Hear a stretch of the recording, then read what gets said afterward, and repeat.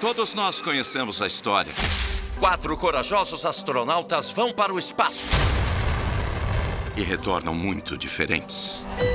Levanta o carro! Esse aqui? Nossa cidade e planeta estão em dívida com essas almas intrépidas. Não podemos recompensá-los, mas podemos celebrá-los. Obrigada, Quarteto Fantástico. Obrigada! Obrigado, Quarteto Fantástico! Deem boas-vindas ao Quarteto Fantástico.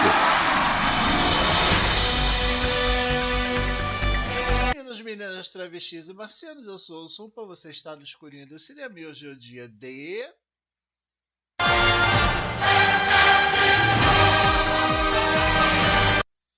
Quarteto Fantástico, Primeiros Passos. Bora descobrir o que nós achamos? Partiu! Quarteto Fantástico, Primeiros Passos é o filme da primeira família que estávamos esperando desde que Roger Corman anunciou sua adaptação em 1994. Tirando a primeira, que ganhou o status de cult, porque foi escondida do público, das 3 que tivemos a infelicidade de ver, as primeiras não empolgaram muito e a última foi um filme natimorto. Mas a Disney comprou a Fox, o que mudou as regras do jogo para a Marvel, que teve a responsabilidade de criar algo digno para a franquia maltratada. Após vários rumores, conhecemos o elenco, o diretor e o roteirista, compostos por Josh Friedman e Jeff Kaplan, que assumiram o roteiro, Matt Shakman, a direção, além de Pedro Pascal, Vanessa Kirby, Ebon Moss-Bachrach e Joseph Quinn, intérpretes do Senhor Fantástico, Mulher Invisível, Coisa e Tocha Humana.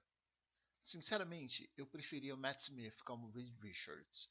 Hello, I'm the Doctor. O ex-Doctor Who teria dado o tom de estranheza necessário ao papel, mas dentro da abordagem mais família e intimista, Pascal funcionou. Ainda que ele e seu bigode sejam arroz de festa e a grande mudança na caracterização tenha sido uma barba por fazer, ele é um bom ator e a coisa engrenou. O grupo tem uma boa química e a escolha da dinâmica familiar clássica deu o tom da história. Curiosamente, esse filme não segue a fórmula que fez a fama da Marvel. Até tem uma piadinha ou outra, mas o roteiro é conciso e nos entrega personagens tridimensionais. Derrapadas, elas existem, mas não ofendem. O curioso é que a história é extremamente simples e didática. Os personagens são introduzidos, seus feitos são apresentados e começamos a entender sua estrutura familiar. Apesar disso tudo, eles são uma família nuclear conservadora que mantém regras como a hora de jantar e outros elementos que mantenham sua união. Com a chegada da Surfista Prateada, seu núcleo familiar é ameaçado por Galactus, que quer o bebê que está na barriga da Mulher Invisível. E este é o verdadeiro incidente incitante da Quest. O mundo. Tem isso. Mas essa não é a motivação dos Fantásticos. Eles se apegaram ao fiapo de normalidade e lutam para mantê-lo, ainda mais agora que são pais e querem um futuro melhor para o seu rebento. Essa questão família é um dos elementos mais bem trabalhados do filme. Diferente da sua versão do quadrinho, Reed Richards é mais próximo de um bom pai que consegue ser, e Sue é Sue. Bem aquele tio legal, com um coração gigante, Johnny é aquele cunhado folgado e mulherengo que só faz besteira e ninguém leva a sério. Ainda bem que não mudaram nada disso. Famosos por todo o mundo, por favor, recebam o Quarteto Fantástico. Senhor Fantástico, Mulher Invisível, Tocha Humana. Te amo, Johnny! E o Coisa. Ei, tá na hora do quê? Fala a frase. Eu nem falo isso aí. Tá na hora do pau. Isso aí é coisa do desenho. Sem atraso pro jantar de domingo. Vamos comer. E aí, tá na hora do quê?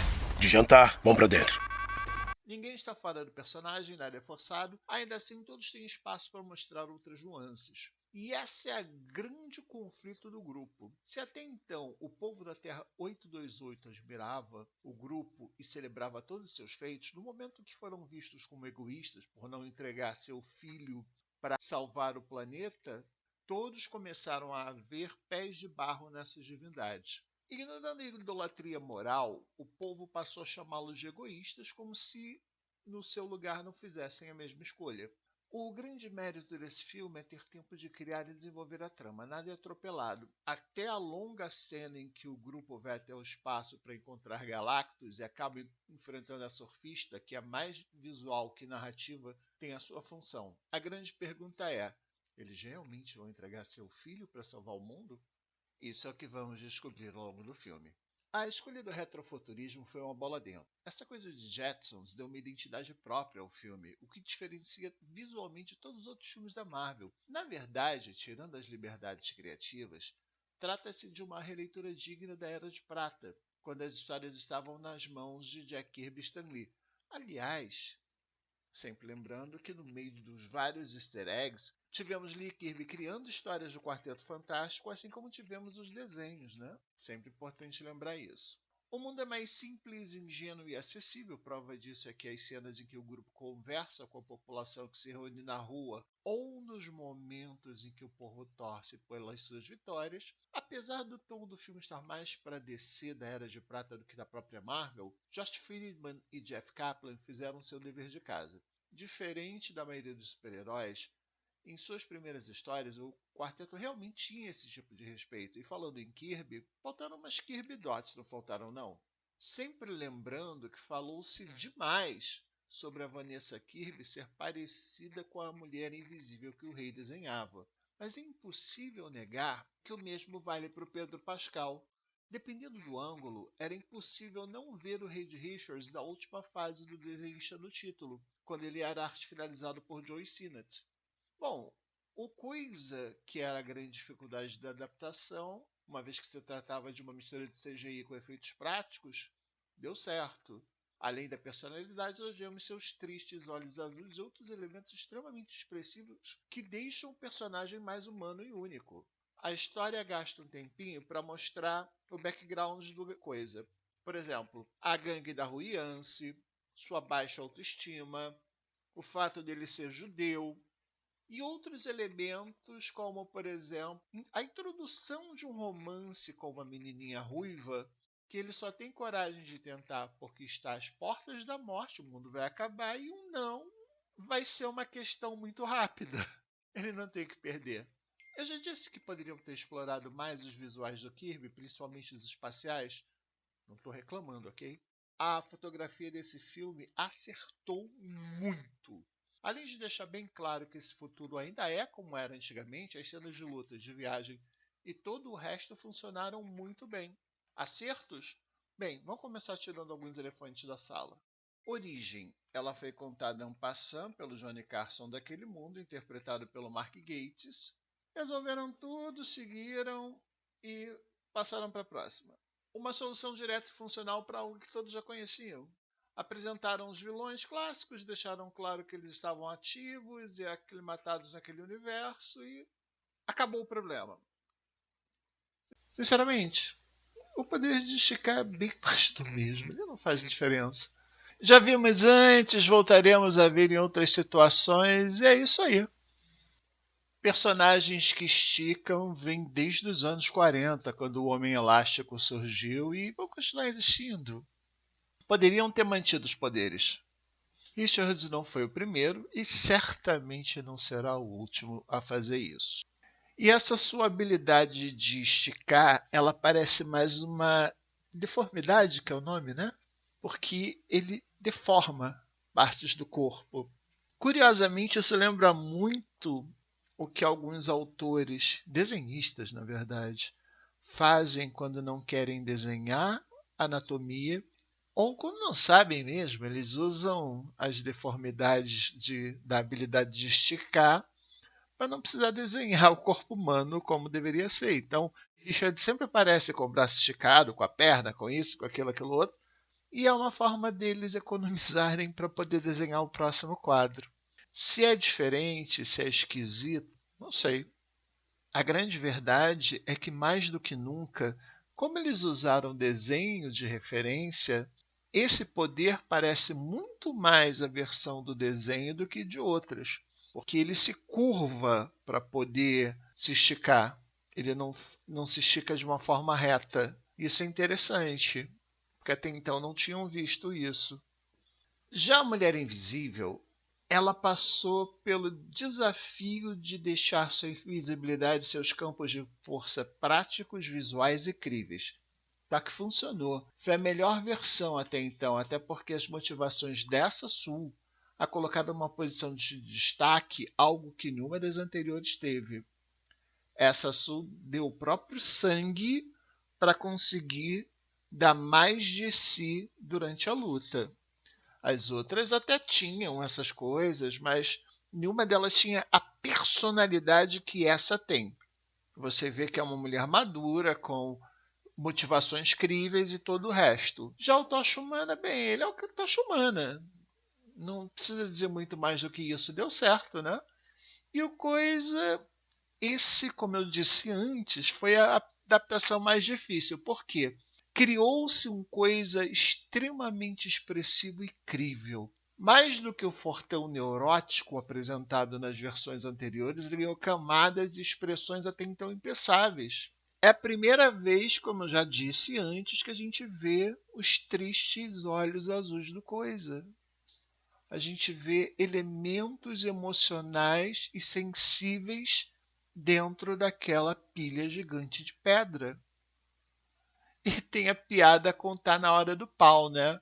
A clássica frase que foi destruída naquele filme anterior porque foi usada pelo irmão que espancava ele. E se ele usou, eu não lembro realmente, porque ninguém lembra direito mais desse filme. Foi bem traumático repetir uma frase utilizada durante um ato de violência. Já nesse caso, o uso da frase é divertido, porque é uma piada que é insinuada em vários momentos e no final das contas nós descobrimos que só o Coisa do desenho animado fala que ele mesmo nunca disse isso. É uma daquelas frases para a criança repetir. E o mesmo vale para o Em Chamas do Tocha Humana. Sobre o espaço, a fronteira final. Levando-se em conta que no desastroso último filme todo mundo fez o que deu e ainda assim nos entregaram uma CGI completamente cagada, nesse, as cenas com CGI podem ter até um ou outro problema, mas não é nisso que a gente presta atenção. A gente presta atenção no resultado, não nos detalhes. Se no começo essa sequência parece meio desnecessária e dá uma barriga no meio do filme, é nela que ele acaba nos ganhando, porque ela mostra a motivação prioritária dos personagens. Ela vai de inútil a imprescindível. Além disso, nós conhecemos Galactus, vemos cenas lindas da surfista prateada, vemos uma cena de ação e perseguição que deixa o filme mais interessante e dinâmico. Essa cena é gratuita. Poderia ter sido resolvida na Terra. Mas ainda assim, eles queriam mostrar que eram astronautas, eles queriam mostrar o mundo lá fora. E por aí vai, né? Sobre os vilões dos anos 60. Além do Toupeira, que aparece mais de uma situação, e o Toupeira, se você não sabe, foi o primeiro vilão que o quarteto enfrentou. Também temos o Fantasma Vermelho, que infelizmente a gente perdeu a cena integral com o John Malkovich, que foi cortada. Só vemos os macacos. Se você não sabe, o Fantasma Vermelho é outro vilão dos anos 60, criado logo nas primeiras edições, e ele era um comunista que tentou repetir a experiência que gerou o quarteto, só que com super macacos. Deu certo. Só que vira e mexe ele perde para o quarteto. E ultimamente, como esse estado de comunismo, capitalismo perdeu a função, ele já não aparece há pelo menos uns 20 anos ou 30. Além deles, nós temos o Mago, que é um inimigo clássico do quarteto, inclusive ele é o criador do Quarteto Terrível. Mestre dos Bonecos, que é o sogro do Coisa, né? Ele é citado, os dois são citados, e o Diablo, que também é um dos primeiros vilões do quarteto. É um alquimista ancestral que de vez em quando surge para apurrinhar o grupo. E somos apresentados à animação, né? Aquela animação que mistura elementos da de 67 com a de 78. Na verdade, da de 78 só tem a cena do foguete e a saída do Herbie, porque todo o resto é de 67. Não sei se você sabe, mas teve uma animação da de Patty Freeling, que já era Marvel nessa época, e que eles precisaram tirar o Tocha Humana, porque ele tinha sido usado para um filme que nunca foi feito e que também tinha essa desculpa de que ele incentivava as crianças a se queimar e coisas do gênero, ele representava perigo, whatever.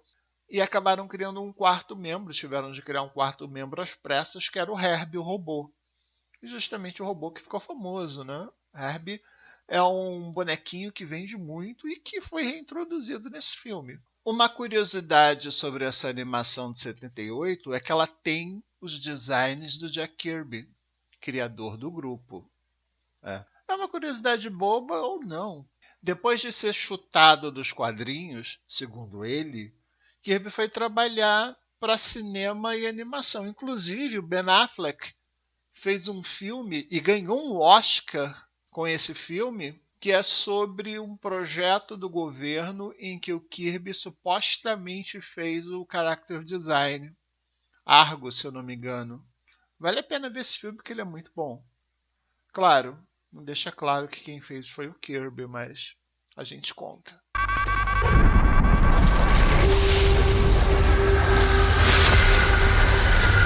Eu anuncio o seu começo. Eu anuncio o seu fim. Pois sou o Arauto.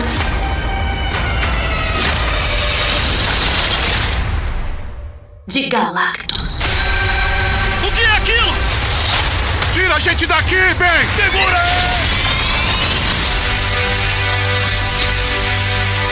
Estamos seguros? Eu não sei. O tempo tá passando. Vamos encontrar uma solução. Nós vamos resolver isso. Sobre o Galactus e a Surfista Prateada. Uau! Esse filme é woke. Sendo woke, ele é hiper nojento. Pra que uma mulher no lugar do Norrin Radd? Bom, até aí podia ter sido o Norrin Radd, podia ter sido a Shalabal como foi. A grande verdade é que para aquilo que o personagem foi usado, não fez muita diferença, não.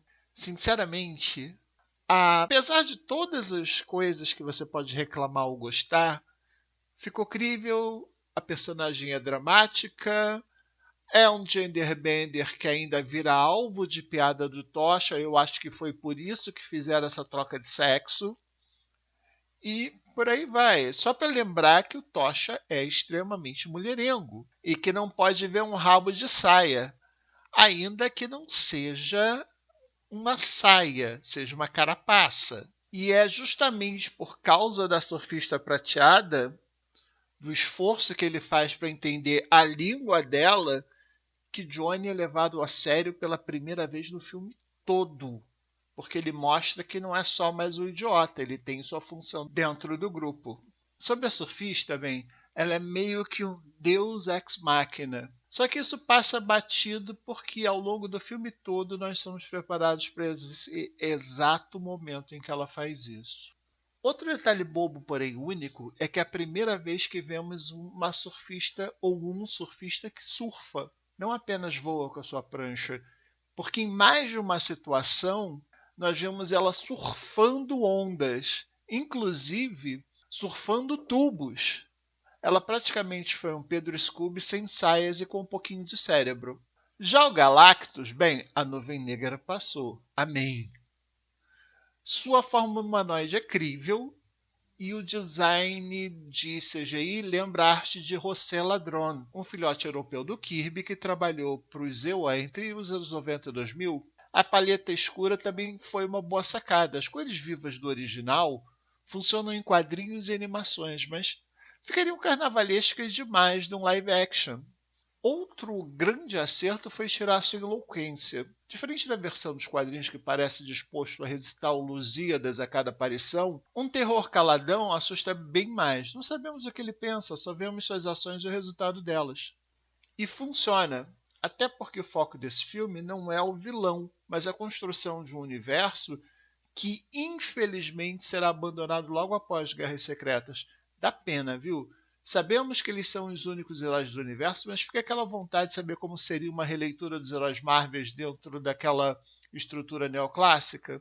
E é nesse ponto que o Matt Shakman brilha. Apesar de seu nome estar mais ligado a WandaVision, o diretor e ator sentou em sua cadeira em séries como Fargo, Revenge, The Boys, It's Always Sunny em Philadelphia, Heroes, New Girl, Men in Trees, The Good Wife, Psyche, House e Weeds, entre outras que lhe deram as habilidades necessárias para o trabalho. Ele sabe lidar com tons diferentes. WandaVision, seu trabalho mais conhecido, é um bom exemplo disso. Será que estamos vendo o surgimento do terceiro irmão russo?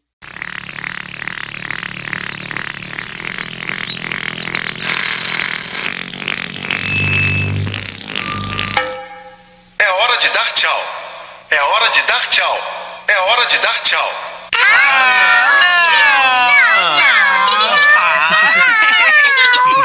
Já sabemos que na Fórmula Marvel manda quem pode e obedece quem tem juízo. Porém, Shakman e sua turma conseguiram criar algo diferente e mais interessante do que os fãs vinham recebendo. Ainda mais após a coleção de fracassos do estúdio. Seria interessante ver mais disso nos próximos filmes. Outro ponto importantíssimo são as pautas forçadas. Estamos saindo da Coração de Ferro, que além de uma péssima série, foi a prova cabal de que a inclusão por inclusão só atrapalha. Não vamos dizer o clássico quem lacra não lucra, mas o excesso de lacres mal feitos impostos pelo estúdio espantou possíveis fãs. Pautas em excesso, ainda mais sem o peso de uma boa história, esvaziam qualquer narrativa. Não importa a sua etnia ou com quem você dorme, mas se sua presença e seu discurso são importantes para a trama. Lightyear é um belo exemplo de inclusão bem feita. Tinha aquela militar durona, capaz e amiga que por acaso era negra e lésbica, um elemento que acabou criando um coadjuvante importante para a narrativa do filme. Nada é gratuito. O universo do quarteto, por outro lado, por se tratar de algo supostamente estagnado culturalmente dos primeiros anos da década de 1960, é mais republicano e fã dos valores clássicos. E são esses valores que movem o filme. Eles são a família nuclear incensada por Norman Rockwell. Existe o negro obrigatório dos filmes do século passado. Todas as etnias dos personagens e suas características foram mantidas. É uma família cisgênero, onde um dos seus agregados é um romântico sentimentalista e o outro mulherengo quanto mais. A pergunta é, isso atrapalha a história? Até onde sabemos, tudo gira em torno das decisões de um pai e de uma mãe que fazem de tudo para proteger seu filho, fruto do seu amor. Além disso, temos uma mãe que é uma mulher forte e influente que ultrapassa todos os seus limites para fazer o que é necessário. Isso pode até não passar no teste de Bechdel, mas é feminista bastante para mim. Agora é importante saber o quanto desse tom e desse foco em boas histórias será herdado pelo MCU pós-Guerras Secretas. Boas histórias, não pautas. Estamos carentes disso. De personalidades tridimensionais como a Miss Marvel, que merece um roteiro digno, por exemplo. Repare que eu falei de uma das poucas personagens de inclusão que deram certo tanto nos quadrinhos quanto supostamente nos streamings. Praticamente 20 anos após o seu primeiro filme, o MCU precisa ser reinventado, rever suas prioridades e entender que a repetição da mesma fórmula de esvaziamento de pautas não levam o público para o cinema da mesma forma que faziam quando isso era uma curiosa novidade. Tudo está estabelecido e precisa amadurecer. Resta saber se Quarteto Fantástico Primeiros Passos é uma prévia do que virá ou um incrível acidente de percurso. Isso só o tempo dirá. E chegamos ao fim de mais um Pretinho Básico. É a volta. Estamos aprendendo ainda a funcionar dentro do YouTube, mas vai ser como sempre foi, divertido e simples. Qualquer um pode assistir, qualquer um pode escutar. Para fortalecer, para que a gente possa se manter aqui, não se esqueça de curtir, compartilhar e comentar. E aquela história, compartilhe com o amigo se gostou, compartilhe com o inimigo se odiou. Inimigo a gente manda para sacanear mesmo. E é assim que a vida segue. De qualquer jeito, você está dando força aqui para o canal e a gente só deixa um muito obrigado pela força. Até a próxima. Nos vemos nos quadrinhos.